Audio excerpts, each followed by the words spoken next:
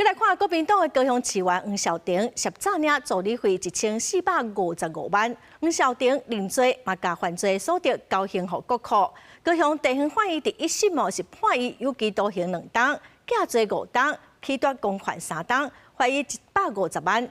也毋过，检方认为讲判了上轻了，搁再上诉。高等法院的高雄分院今仔2审宣判，搁加罚伊50万。也毋过，其他部分是维持1审的判决。那我们明年2000亿的预算，我们的资本们居然还比22%还低呀！徛伫议会大声质询市长，这是国民党高雄市议员黄孝庭去年12月初3最后一摆总质询。黄孝庭涉嫌诈领助理费1455万，因为伫法庭承认犯罪，而且犯罪所得拢交回来。去年法院一审判徒刑2年，缓刑5年，起夺公款3年，行政罚金150万，搁有240点钟的劳动互补。检方认为刑责伤轻，提起上诉。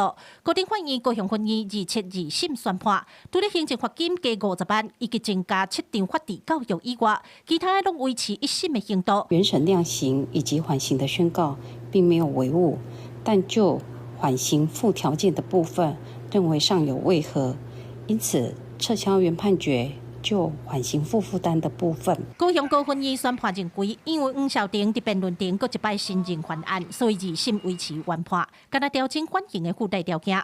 因为后个月国民党就要进行市议员的党内初选，外界也真好奇黄孝庭的参选资格是毋是有受到影响。有党内人士私底下表示，虽然黄孝庭有妨判褫夺公款3年，不过伫咧检别定罪进程拢是无罪推断，参选资格未受到影响。而国民党高雄市党部也做出回应。针对黄少廷议员2审判决结果，高雄市党部尊重判决结果，后续将依照党内相关规定办理。因为黄孝庭犯的是贪污治罪条例，虽然2审判缓刑唔免关，不过照地方制度法的规定，只要定案就会予改质。若是判决伫咧今年定案，落尾黄孝庭嘛因为褫夺公款无法度参选，争取连任。记者柯家族邱超勇高雄场报道。